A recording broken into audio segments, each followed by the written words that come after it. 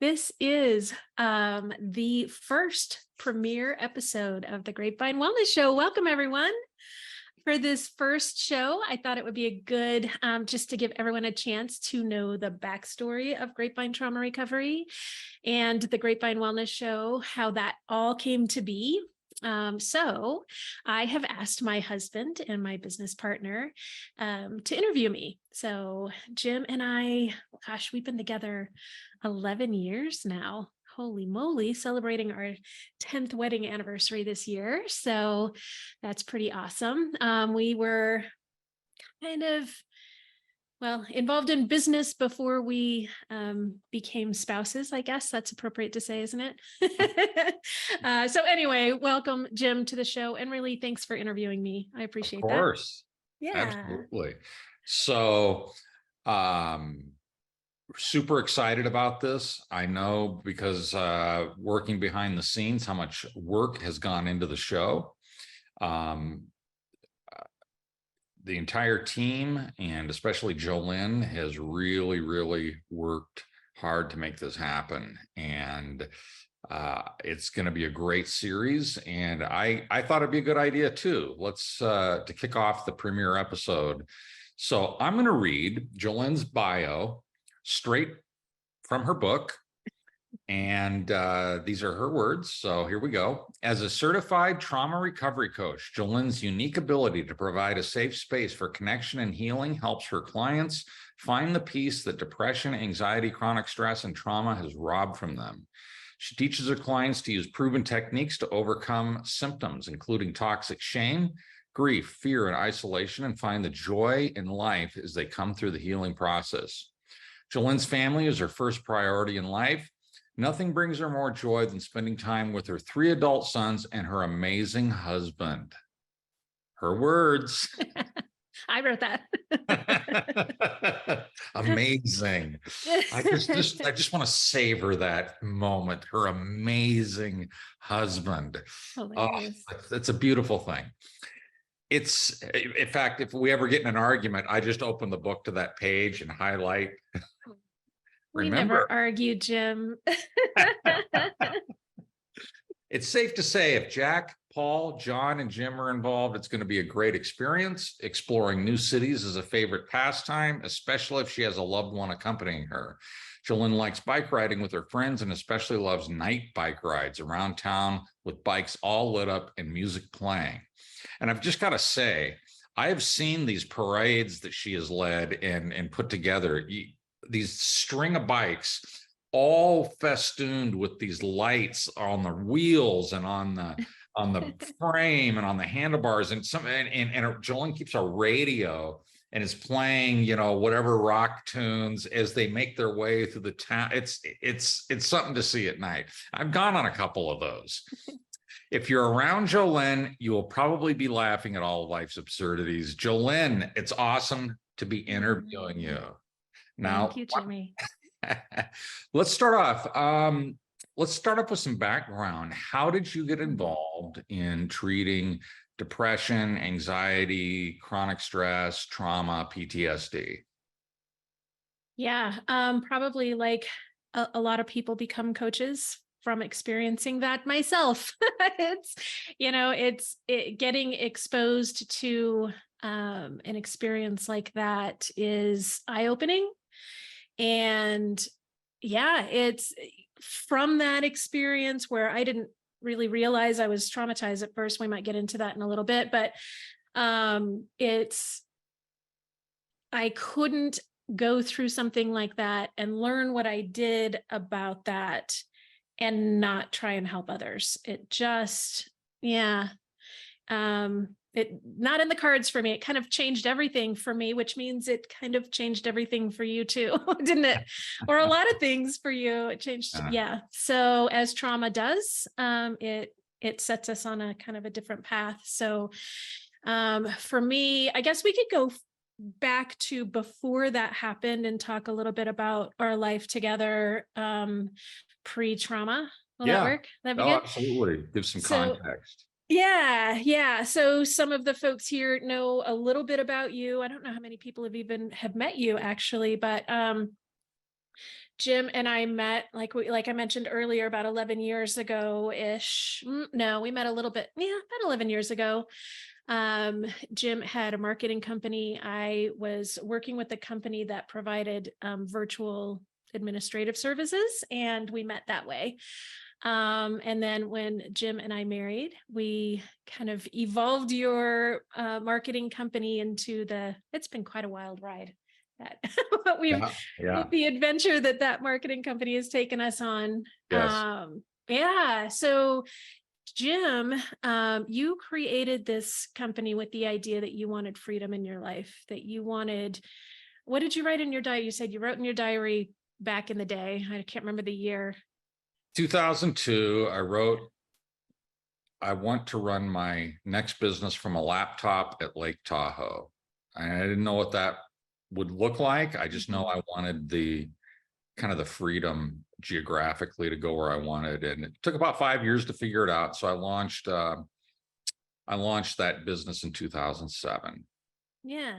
Yeah. And within, God, how many years did it take us to run that business from a laptop in Tahoe? We spent a summer up there. Yeah. Well, we ran it from all over Colorado, from California to out of Santa Cruz, out of Florida, out of the Virgin Islands for a few months. We lived there. And then in 2018, we actually moved and lived in the Tahoe area for part of a summer. And that was, I'd worked there before from a laptop, but from a hotel, but this was really living there. And so that it was great to have Jolene by my side as I, kind of saw that dream, kind of reality. Yeah. It's, I thought it was an amazing thing from the beginning. As it grew and it evolved, and we, as businesses sometimes do, like different offerings that we created and things that we did, we kept that in mind, that we want this freedom. We want to be able to move around. And we kept our lifestyle first and foremost. And then what we had the ability to offer after that, as long as it doesn't impede on our freedom, we're going to go for it and offer it and help small business owners market their businesses and go from there. Yeah. So we were one winter in California, just a normal winter for us in California. And I think I've told this story to some folks who are listening, probably not everyone, but we had started a mastermind program where kind of our top marketing clients from the US and Canada came together about once a month and met with you, Jim, and you kind of ran this mastermind with them. And then once a quarter, we would all meet in a different city around the US, somewhere different each time. And my part in this was putting those events together, doing all the hotel rooms and getting the limos from the airport and the dinner reservations and all the things, and showing up for 2-day intensives in different cities. We kind of did that. I'm going to tell this group, I don't think any of our marketing clients are on this call, but I'm just going to say Jim and I wanted a vacation 4 times a year, and darn it, this is what we would piggyback off of these 2-day intensives and take a little vacation in different places, and showed up for our clients and really made it a great experience for them, and then rewarded ourselves as well. Anyway, so that's an example of we put our lifestyles first, right? Definitely. Anyway, yeah. So this particular January, we're in California for the winter, and I'm preparing. It was about 10 days out. There was a mastermind event we were planning in Las Vegas. And so I'm just wrapping up, the last minute menu changes, making sure hotel rooms are all done, like all the 900 million little things that go into an event like that in the final 10 days. And at the end of a work day, I look at my phone, and I had missed 4 phone calls from Colorado from a number I didn't recognize. And it turned out that it was my son calling me, telling me his life had just completely changed, and not in a good way. Not in a good way. And so I am swept into this kind of crazy life with him, watching him go through this super, super traumatic season of life, change in life that I had almost no control over, and just had to watch. I helped him. We helped him. Jim, you did too. We wound up flying to Colorado Springs. He had been in the military, was stationed there, and we flew there, helped him initially, and then still it was way too late to change our cancel our mastermind. I would have liked to have done that, to be honest, but it was 10 days ahead of time. We couldn't do that. Yeah. So flew to Colorado. From there, we flew to Las Vegas, did that intensive, and I was bawling the entire time. I think I was not there to help you, Jim, and I'm sorry for that. Yeah. You actually did an excellent job. And Yeah. it was a horrific times, like getting caught in as you say in your book, a hurricane. Yeah. Storm just swept through, and it was pretty awful. Yeah, it was. I was so distracted and so what I know now, I was traumatized. I didn't know that then. I didn't know. Well, I thought I knew what trauma was. Trauma was what soldiers experience when they're deployed to a war zone, or So let's talk about that. Yeah. Did you even think you were traumatized? No, there's no way. And I thought that, thinking that, well, first of all, it didn't enter my mind really for a while. And then when it was suggested to me, I went, no, that's actually a little bit disrespectful to those people, people in the military who actually do get traumatized. And it was a difficult realization for me to come to. And I don't know that everybody's like that, but that for me, it was kind of difficult. And I think for you, Jim suggested, like the husband that he is, kindly, and he nudged me, maybe you need a little bit of help here. And I'm like, I was really resistant. And then he said, no, really, I really think you need a little help here. Yeah. And so finally, not totally begrudgingly, but yeah, maybe a little begrudgingly, I found a therapist in the town that we were in. We had, at that point, after Las Vegas, moved to Colorado to help be near my son and help him, because our business allowed for it. Thankfully, we were able to do that. I know not everyone can do that, but so I found a therapist in our area, and I don't remember how many times I saw her, but bless her heart, she made it worse. It was difficult. You went to some sessions with me too. Yeah, and we ended more than one session getting in a fight in the parking lot, and it's because she didn't know what she was doing. And why don't you talk about what we learned later about therapists and their training?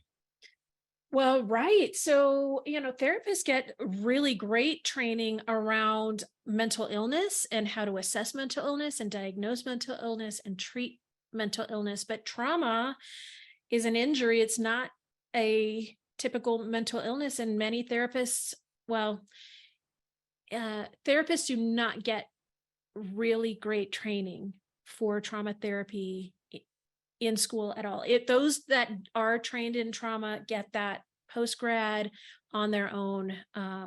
It's not a standard part of the curriculum, any kind of a deep dive at all. And we learned that the hard way. Yeah. So we went therapist shopping again. Yep, we did. And we found an absolute gem.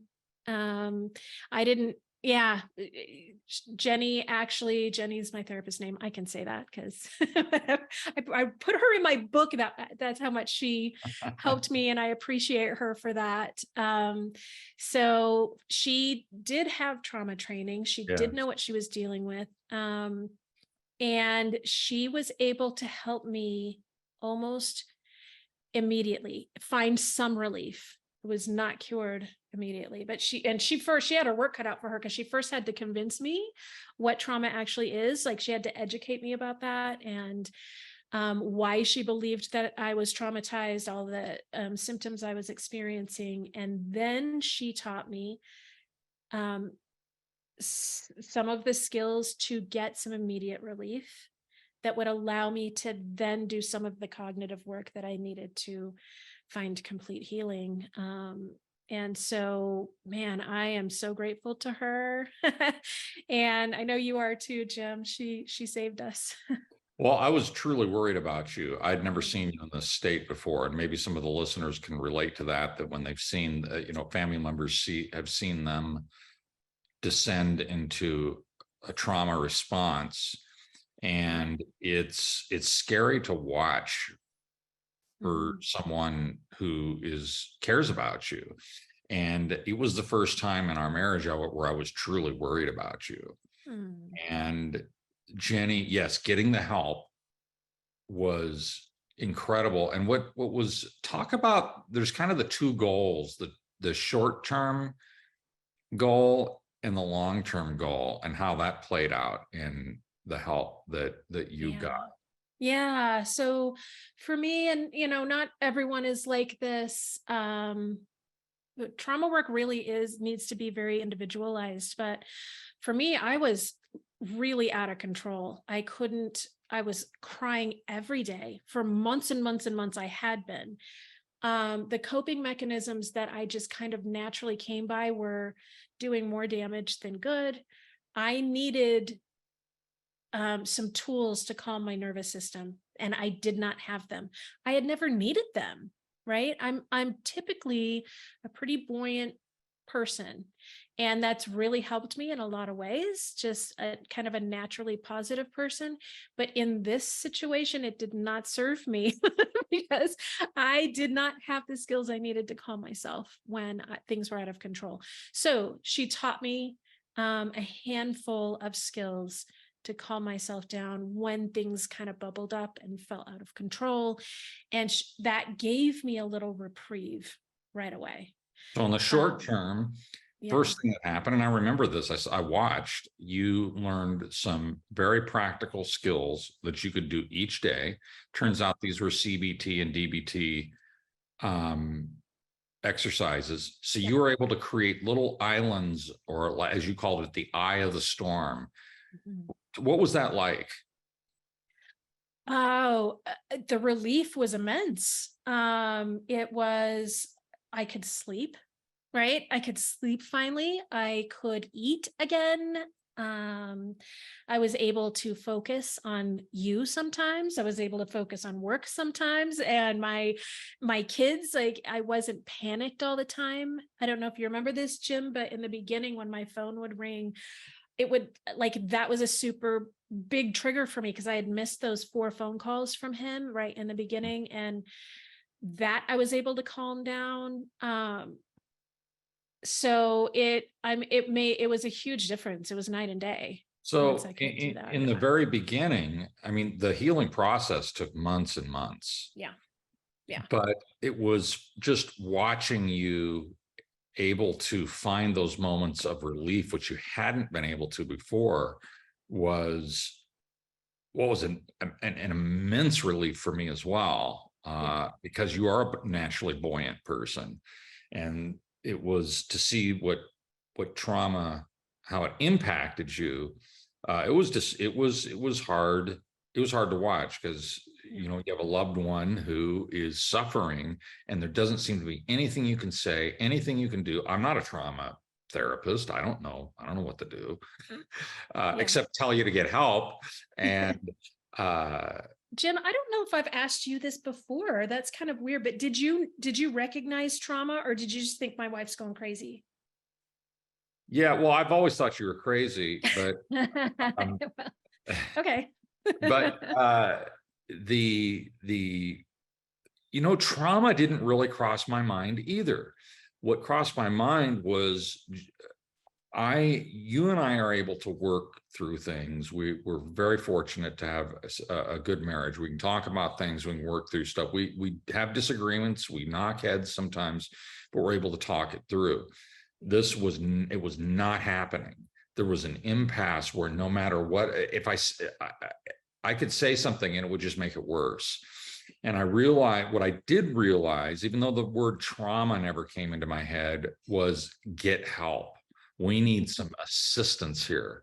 Yeah. And so I learned too. I also, we're going to talk about this in my interview on the last episode of the season, but I learned that I had PTSD from events early in my life, and that had never crossed my mind. I was the same way. I thought, I think soldiers coming back from the front lines, police officers, things like that, people who had been in horrific car accidents or something. And so at any rate, long-winded way to answer your question, no, trauma never crossed my mind until Jenny said it. Mm-hmm. And I went, oh, okay, all right, that makes sense. And it was an education for me too. Now, the second thing so you got these tools that you could start using right away to find some relief. And I watched you do them. The improvement was immediate, just right away. But she also kind of part two of it was work with you over the long haul to create long-term healing. What was that like?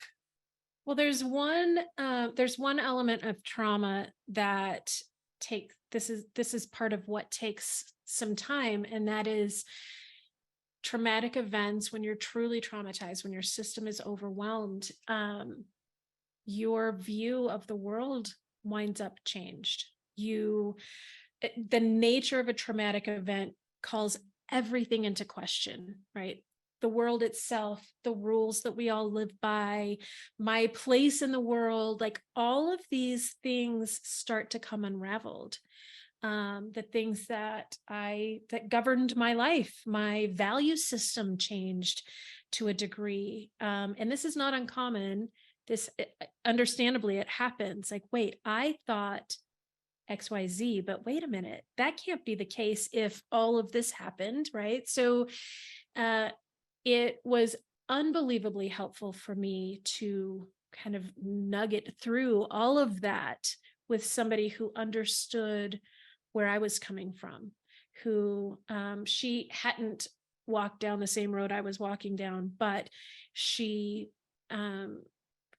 had the skills to help me just really kind of work through all of those things and calm some fears. For me, fear was a huge part of my experience. I thought I was going to lose my son, and I, again, had zero control over it. So working through fear was a big, big deal for me, and that took some time. How long from the time that you got that phone call from your son until you felt normal again? How much time would you say went by? Well, I'm not normal, Jim. Okay. Back to the equilibrium that you had before the event. Yeah, probably, I don't know, would you say a few months? Few months. So. Yeah, I'd put it maybe a little longer. I don't know. Yeah, I'd put it closer to a year. Just watching. Wow. From you know what? Yeah. Okay, so let's talk about that. So maybe I'm misunderstanding your question. In a few months, I could sleep again. I could focus on work again. I was productive again. Okay, so the healing process began immediately. Yeah. And you had those tools that would give you the moments of relief. Yeah. Okay. And so it wasn't like after 8 months of getting help, you suddenly, oh, I'm better now. It was a gradual process. Because I know, like, some things that I noticed were, like, one of the things that brought you comfort was writing in a journal. In fact, it's what inspired you to write your workbook. And you would be up, I'd get up, I wake up in the night pretty easily. And in the beginning, it was again and again and again. I'd see you up at 3 a.m, coloring away, writing away in one of your workbooks or journals. And what I noticed is that happened less and less and less. Yep. Yeah, that did take quite a bit of time. And I would say, when we look at that, there are things that have changed about me that will probably never be the same as they were before, which doesn't mean I'm not healed. It just means that the world's changed, or my place in the world has changed. Yeah. So the fear part, I think, might have taken the longest. I worry for my kids anyway. Jim laughs at me. My kids laugh at me because I'm an Okay, so I got ambulance to tell this chaser. story. We spent a lot of time in Montrose, Colorado, this farm town, and she didn't know I was going to say This this. doesn't leave this. I know the story. It No, doesn't. this is getting pushed out to all the podcast channels. Everyone's going to know this. Ah. We'd hear an ambulance, and my stepson's neighborhood, Jolene's son, would be over in this neighborhood. And so we'd have to take a right turn and drive into the neighborhood and make sure, oh, it's not in front of his house. Okay. It's like 100 houses in that neighborhood. But it could have been going to his house. But that's the heart of a mother. Mothers are that's just the way it is. I've said for a long time, motherhood is a form of insanity. Because the bond that's created between a mother and child, through you carry them for 9 months, you raise them, that bond there's nothing fiercer than a mom's protection. And you see it in nature. And wild animals will risk or sacrifice their lives for their babies. And the human moms are the same way. And so when this traumatizing event happened to Jolene's son, in the back of my head, I remember all the things that she'd worry about him, like all moms do. And so when that happened, it was like a punch in the gut to me as well, because I went, oh my God, Jolene, she's going to have to walk through the fire with this thing. I knew immediately when I found out this is going to be one of the hardest things she's ever faced. Yeah. And she and I together. So it just from not exactly an outside perspective, but from someone kind of watching who wasn't traumatized, it did take the better part of a year. But what was great is it just got better and better and better as you kept getting the help you needed. Yeah. Yep. I can see that. I agree with you there, I guess. And yeah, I remember the time, I think you were in this session with me, with Jenny, when she said, man, I can't wait to read your book. Yep. And I went, well, no, I'm not an author. I was nodding along with her. Yep. And the thought had truly never occurred to me to do that. But then I think I had talked to her a number of times about that through my relationship with her, that, there's not, like, I found a couple of journals out there that kind of fit the bill, that kind of helped, that gave me the boxes to fill in, that gave me the accountability for the exercises that I needed to do and whatever, but I didn't have the thing that I needed or that I felt like would be most beneficial. You kind of cobbled together different things. I did. Yeah, I did. And so it worked. But well, that's a great segue to the next part of this interview is, how did this lead to the decision to start Grapevine Trauma Recovery? Yeah. It was, again, some more encouragement from Jenny and other therapists that I consulted with, who,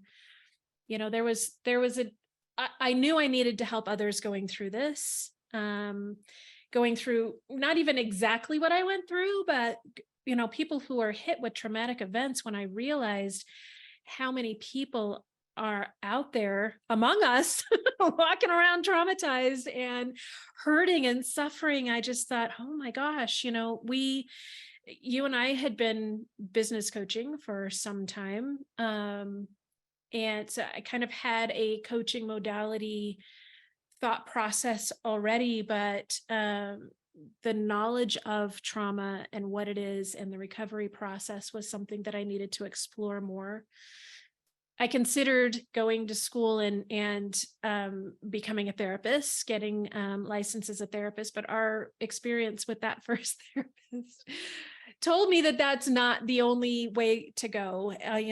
We did seek a therapist that really, really helped us, and I love her to death. But as I was researching, I knew I needed to help. I'm researching modalities and what coaching is versus therapy and how that would all look.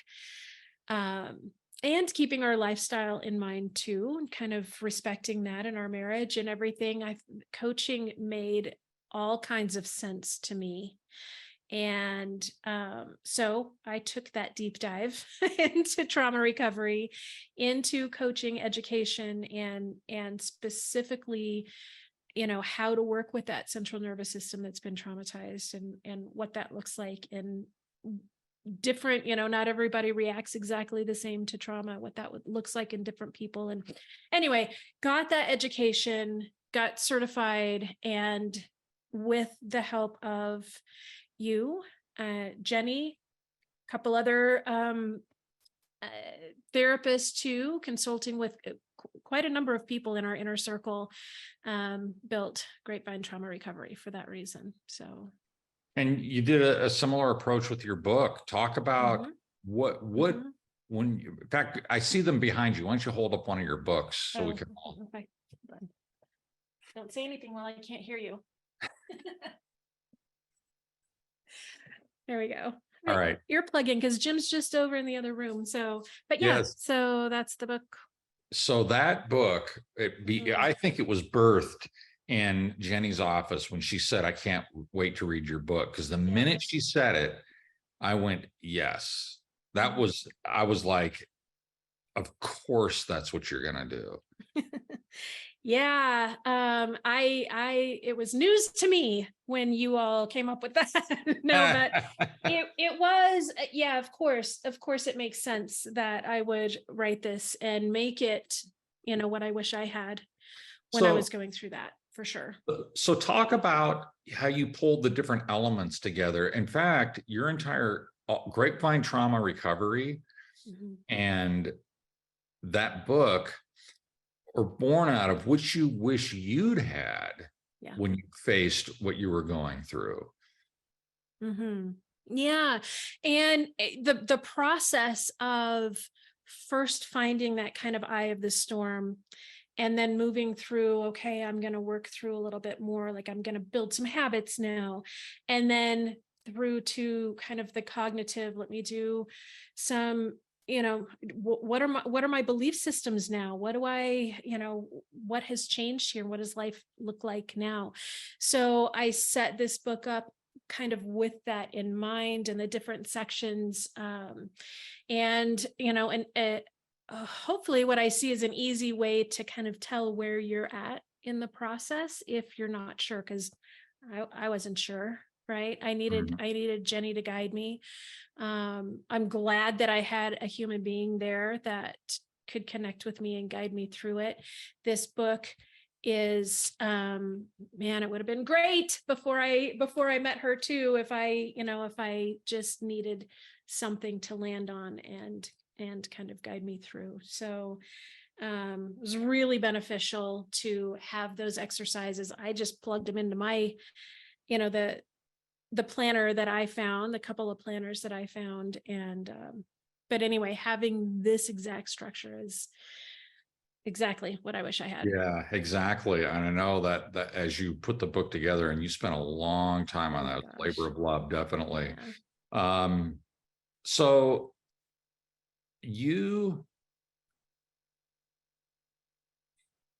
what would you say is the difference between the coaching modality and traditional therapy? Yeah. Okay. So looking at that, I have such a deep respect for therapists. We've got family members who are therapists. Jenny, I love to death. And it's completely respectable for a lot of things, including this, if it's done right, and maybe even some of the rules are broken. I chose coaching because, one, I don't have to. Therapists really do need to maintain kind of a professional distance, kind of like a physician and their patient, right? That's truly the relationship between a therapist and their client or patient. And it's really necessary for that when you're dealing with mental illness, where things can happen. And yeah, a guide needs to be there, right? An authority figure needs to be there. That's what a therapist is in that setting.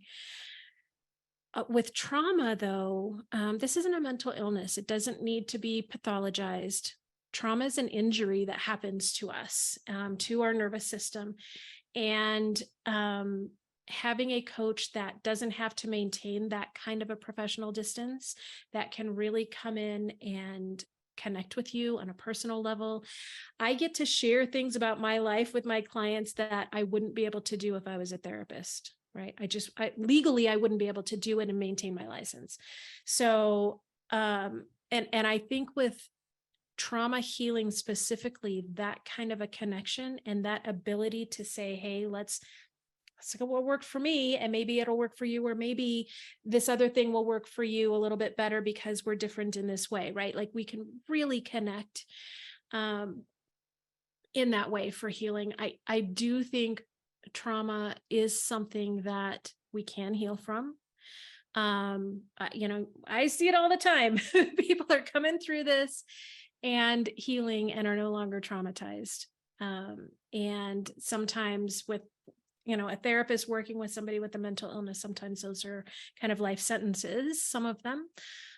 This Depending on the, doesn't have to depending be, on the, depending on the yeah, the yeah. diagnosis, of course. So yeah, the other thing is a coach can come into a situation with trauma recovery and say, okay, let's look at the injury that's happened, the trauma that's happened, why that trauma happened, what that was all about.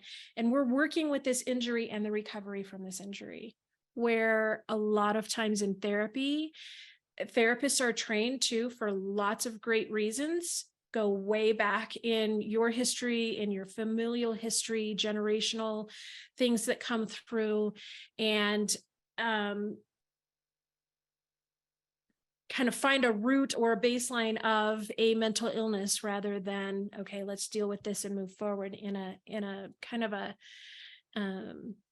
planned way, I guess. Does that make sense? Yeah, and what I appreciate, what I've seen in just talking with you and learning about your methodology is you can go into people's past as necessary, but it's more like if you went to see a golf coach, to work on your swing, for some reason you developed a slice and you're suddenly hitting the ball. What is a slice, to the left? I can't remember, but your ball's not going straight down the fairway. It's curving to the one side. So a coach comes along, watches what you're doing, analyzes what the problem is, and then gives you specific exercises to overcome that problem. Mm-hmm. And while trauma is a lot more complicated than that, it's that kind of here and now in the present kind of approach. Let's get this thing fixed. Yep. Yeah. And sometimes it takes a couple of tries here. Hey, let's try this. How's this working for you? And we're able to noodle through that, but it's very different than a therapy modality. So. And they both have their place. And yep. I know that you've worked with clients who have had therapists at the same time, right? Yeah. Oh, yeah. Yeah, definitely. So if I'm working with a client who also needs therapy for other reasons, all trauma can happen anytime, anywhere, to any person. Right? So if you're already seeing a therapist and a traumatic event happens, it's not unheard of to say, hey, I'm going to work with this coach on this thing while I'm still maintaining my relationship with a therapist, or vice versa. I've worked with people who I've said, listen, I'm happy to help you in this area where I'm experienced, I'm able to do this, but this other thing that I'm seeing, let's bring in another expert who has the education, the ability, the knowledge to work with that with you. It's not a competition thing. It's Mm. like the medical field where you've got general practitioners and ear, nose, and throat and cardiovascular specialists, and they all work. Everybody's in it to help you, the client or the patient, get a good outcome. Yeah, absolutely. I specialize in one narrow focus, and that is trauma recovery. So I do a lot of assessments in the beginning of a relationship and throughout a relationship with my clients, where I make sure that this is still the right thing for us to be doing together. And if we need to bring in someone else, then I always suggest that. And a lot of times, not a lot of times, I don't know why that even came out of my mouth. So there have been times where a therapist has said, listen, this person needs to work solely with me for a period of time, and then they can come back to the trauma work. But what they're experiencing on this end needs their full attention. And I'm happy to do that and back out while they work on that with their therapist. And then I can come back in when it's appropriate. I think it's so beautiful, though, when I can work in tandem with other experts and either consult with them or not, but at the same time working with a client who has multiple needs. It can be a really beautiful experience too. So have them kind of cared for in a few different ways. So Sure. yeah. So explain what you mean by big T versus little t trauma. Yeah. So big T traumas are things. Well, first of all, let me say a couple of things. Number one, it's been said, and I tend to agree with this statement, that there really are no traumatic events. There are only potentially traumatic events, right? Mhm. And that, by that I mean, you and I can experience the exact same thing, and one of us might be traumatized and the other one not. It could be an event that people would understand. Yeah, I can see why you'd be traumatized, right? But that's not a guarantee. So it's a complex thing. So when I say big T traumas, these are events that would traumatize most people that experience them. So things like a very serious car accident, things like seeing a death in front of you, or somebody be seriously injured in front of you, like big things like that, a bombing or something, right? And some of us have been through some things like that. Those are kind of big T traumas. Little T traumas happen a lot of times when we are in situations, circumstances, seasons of life where we have no control of the outcome of things, where we are afraid over a period of time, where this happens a lot of times with children who are in mildly abusive homes, right? Just where they're emotionally distant parents, ignored by their parents, left alone a lot, those kinds of things. These are a series of little T traumas, or things that we didn't realize that we were traumatized by, but we're having some symptoms, right? So those are little T traumas, I think, compared to big T traumas. Does that make sense? Yes, Yeah. absolutely. Okay. So we know you can help people with big T traumas. Can you help people with the little T trauma, or someone who doesn't have a PTSD diagnosis, someone who's just depressed or anxious or has chronic stress? Yeah. So not unlike myself, I was having some pretty severe symptoms, still didn't realize I was traumatized. There's a pretty common scenario where someone is traumatized from a series of little T traumas and they don't realize it either. They don't know why they can't sleep. They don't know why their relationships are crumbling all around them. Like, I don't get what's going on here.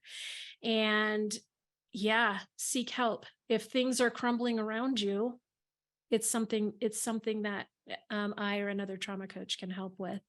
I want to talk a little bit, if we can, while we're on kind of the topic of little T big T traumas, what traumas are, and kind of the prevalence of trauma in our society, because I was so blind to it. I know that others are as well. So if you don't mind, I Oh maybe, yeah, let's talk about yeah, that. nerd out on trauma a little bit here. So there was, I'm going to give you a little bit of old data, but I'm going to do this on purpose a little bit. So the World Mental Health Survey Consortium, this is a group of professionals who do mental health surveys and studies on the regular, right? So they did a series of surveys in 2015. So think back, like that was a whole world ago, pre-COVID, right? They did a series of surveys. They were general population surveys across.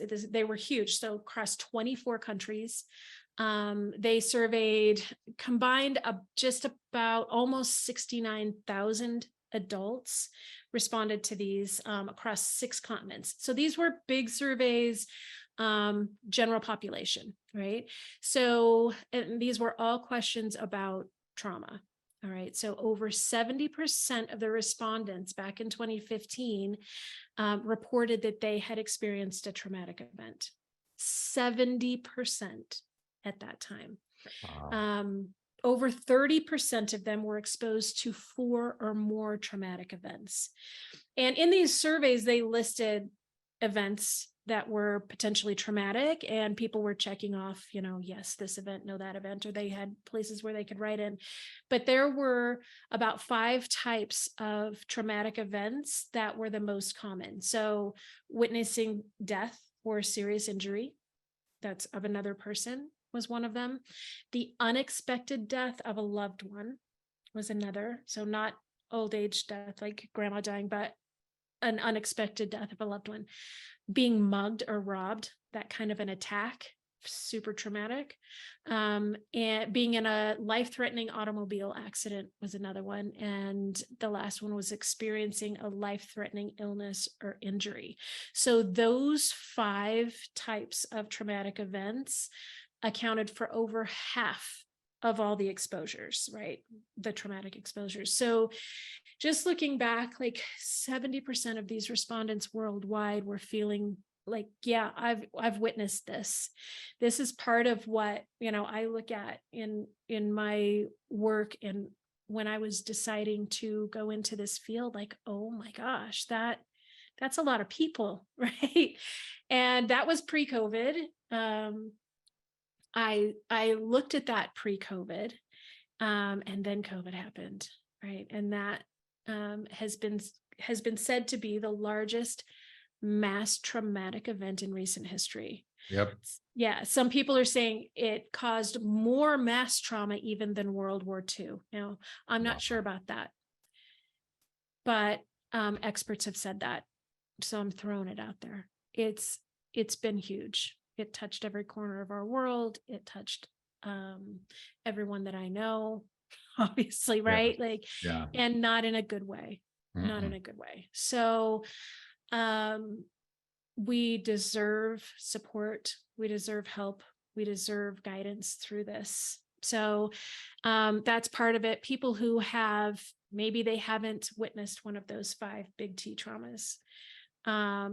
But the experience of COVID in so many ways has affected so many people. And I know I've talked to so many people who post-COVID have just said, yeah, I don't, everything's changed. Either their business closed or the business that they were an employee for closed. And I've had to like, it just hasn't been the same. I've had to find this other job and it's not what I ever wanted to be. And all of the things, right? So many, I lost family members to COVID. And that was so traumatic for those that lost family members. I know even us, like my dad was in the hospital for a month. It's traumatic in so many ways. It's just, yeah. So that brings up an interesting point. You also work with people who suffer from depression, yeah. anxiety, and chronic stress. Mm-hmm. And talk about how the approach that you use for trauma, the CBT, the DBT, how that's also able to help people who are having problems with those Yeah. uh, Symptoms. emotional Yeah. distressing things as well: depression, anxiety, chronic stress. Yeah, when you think about what those things, depression, anxiety, chronic stress, the load that puts on a person's central nervous system, to have anxiety that is debilitating, right? That is causing you to maybe miss work, to not be able to sleep, to behave in relationships in ways that you know are kind of destructive. All of these things, calming that central nervous system and learning the tools to do that are helpful in all of those areas. When a depressed person can't get themselves out of bed, learning how to regulate that nervous system, all of these tools that I learned in my education for trauma helps with that, right? The- Um, how about, and even things like just like depression is the number one uh, disability in the yeah, United States, number one. And yeah, even if you can get up and go to work and you're still functioning, it makes life pretty miserable. right, right. And that is where, again, learning how to regulate your nervous system, finding some peace there, um, and then with that, with that eye of the storm, spending some time working through that depression with somebody who's, there to coach you, who says, yeah, I know you can get through this, I'll get through this with you, right? Is definitely beneficial. So I've had treatment resistant depression since my late 20s, and we won't spend a lot of time on this, but what really helped me more than anything was learning CBT, cognitive behavioral therapy, and DBT skills and strategies. I use them to this day. And I make him use them. yes. The worst. Well, here's the thing. I learned them, some of them, a handful of them, way before I even met Jolene. And then after watching her go through this process and seeing the the expertise she's gained in CBT and DBT, I use a lot of these things, and she does suggest things to me, and they are incredibly useful for anxiety, depression, chronic stress. And I think it's important to talk about that because people often don't know if they're traumatized or not. They don't have a diagnosis of PTSD or what have you. It really doesn't matter. If you're having any of those issues, depression, anxiety, chronic stress, trauma, any of them, and you don't know quite where you fall, well, mental health and emotional health is, there's a lot of overlap between everything. There's not hard and fast lines, and I learned this from you as well, Jolene. And so talk about that a little bit, and how the skills that you're teaching and what you talk about in your book can help people from kind of if they're not sure where they fall in that kind of basket of emotional distressing things that they could be experiencing. Yeah, yeah. And like me, I think the term trauma, it's becoming a little trendy now. And I have PTSD. Every third person has PTSD and trauma, but there is, I didn't want to be one of those people, right? I'm just like, no, I know that I can't sleep. I know that I'm crying every day.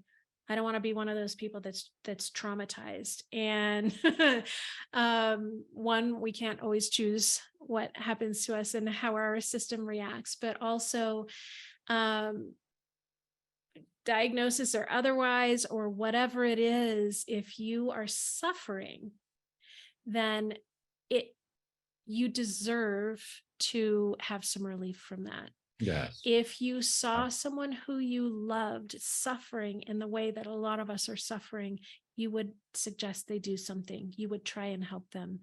And the reality is we have to help ourselves before we can help another person. And we all deserve to, if we're suffering, to have that suffering reduced. And the skill sets that I use and that I teach folks to help them with trauma, help with any kind of that dysregulation in your nervous system. That's kind of the point of, especially those, the early ones that we do, the self-soothing and the emotion regulation practices. Just, So, my own unscientific survey of me, it is help. I have about 5 different things that I do to manage the depression, and I do them. And so I can, just from my own personal experience, I know how these strategies and techniques can really help you. We're getting towards the end of our time. So if anybody has any questions, put it in the Q&A box now. It looks like we've got one already. And while we're waiting for those questions to come in, Jolynn, tell our listeners a little about your practice and how they can get more information if they would like help. Yeah. So we've been talking about grapevine trauma recovery. It is I do one-on-one coaching with folks. I do small group coaching, workshops, and I'm seeing little hearts. That's adorable. Aw. I didn't know you could do that in webinars. I didn't either. Awesome. I was today years old when I learned you could do that in Zoom. Wow. And we're supposed to be the Zoom experts. Wow. Jim, Okay. when you do your webinars, I don't see people putting hearts in there. I don't know. He does. He talks about marketing. Yeah. Anyway, okay. So grapevine trauma recovery. I'm gonna can I put clickable links in the chat in a webinar? Yeah, let's do that. I can. In fact, here, I'll do it. Let me, while you keep talking, and I'll run the board here. Great. So I really like to work with folks one-on-one a few times at least, just to get to know you. If you're looking at needing some help, you're having some symptoms, you're not sure, reaching out for some one-on-one sessions to start with is a really good first start. And then we can talk about whether continuing one-on-one sessions is what will work best for you, or a small group might work best for you, or I'm running workshops periodically all the time, I guess. So we can jump into workshops as well. And yeah, I meet clients via Zoom. Looks a lot just like this, except it's a little bit. No, it's basically like this, right? Just chatting over Zoom. Pajamas are okay. So, are pets allowed? Pants are allowed. Yes, preferred actually, if you don't mind. But bring your pet along. So I put in the chat. Looks like you've got a special offer too. Why don't you talk about that? My special offer, yes. So, I know that it's hard to reach out sometimes. I really do want to offer this to anyone who is suffering, as just a free 50-minute session with me. If you have not done coaching before, if you've not tried this, if you're hesitant about this is for new clients only. So schedule with me. There's a link to my calendar in there as well. So 50-minute session. Let's just see if it is something that might work for you. And yeah, I take advantage of that. Looks like we have a couple of questions here. Okay. One listener asks, do you think that perhaps the therapist one was seeing before the arrest of our loved one might not be the right one post-arrest? The thought of starting over with someone new is daunting, but after nearly 6 years of incarceration, I do not feel my same therapist is helping with the trauma. Yeah, things change. Things change through an experience like this. Your worldview changes. Your place in the world sometimes feels like it changes. And again, someone who, without knowing who the therapist is, if they're, and where their education is, regarding trauma specifically, I'll tell you one thing with uh, the first therapist that I worked with too. What I was going through, I found this out on my last session with her. My last session with her, this is why it was my last session. I found out that what I was going through was triggering her. It was one of her biggest fears. And she didn't tell me that. Like all through our relationship, I can't remember how many times I went to see her, way too many, but You're talking about the first the therapist who first wasn't able to therapist. help you. Yeah. And of course she wasn't helpful because she was being triggered, and it wasn't very ethical of her to be in that situation and not have told me. So when she did tell me, it was like, oh, so many things make sense.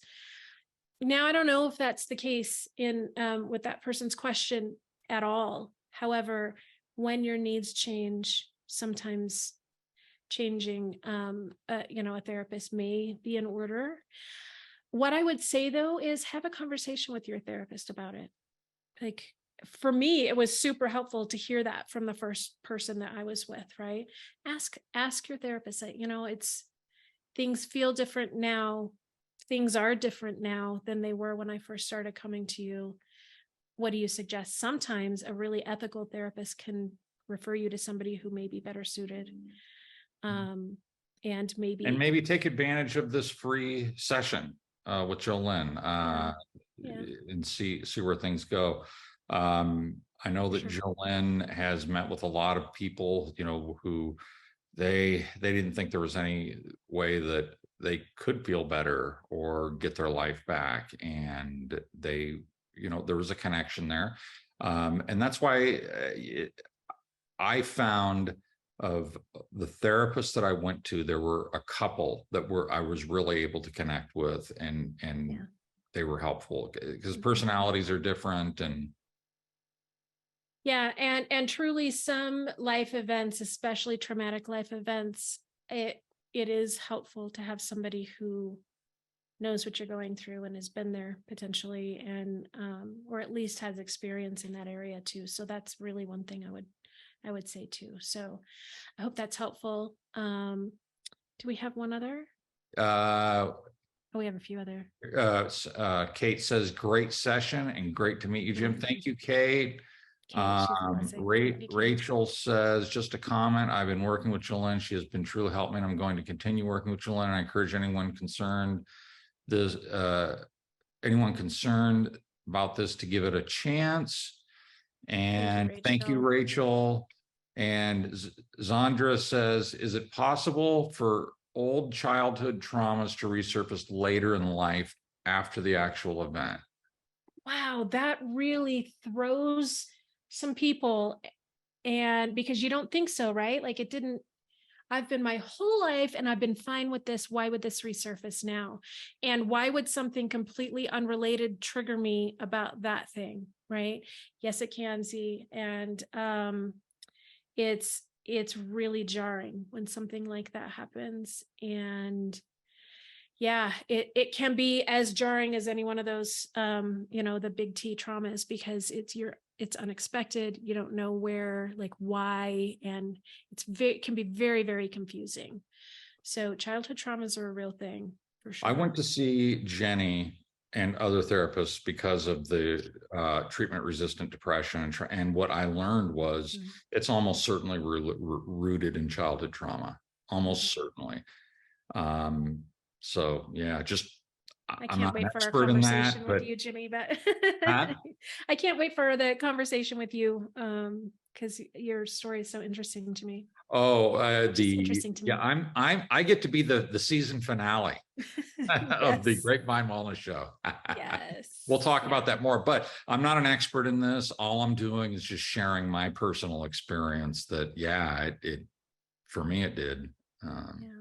Anyway, well, we are out of time. We're a little over. Everyone was really engaged and had some great questions and very kind comments. Thank you for everybody for being here. And we'll